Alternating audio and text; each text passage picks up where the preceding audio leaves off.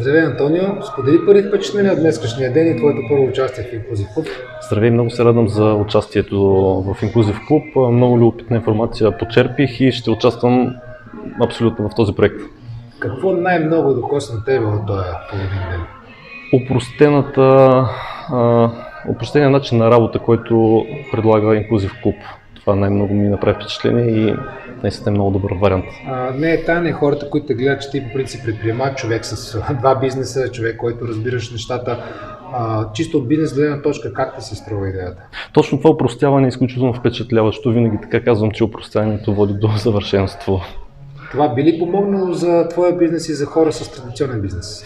Винаги има какво да вземем от различните модели, от различните бизнеси. Чудесно. За финал, какво би казал на нашите зрители като препоръка, като обращение към тях, които искат или се интересуват от подобни неща? Призовавам всички да бъдат смели и да се включат в Инклузив клуб. Чудесно, благодаря ти. И аз благодаря.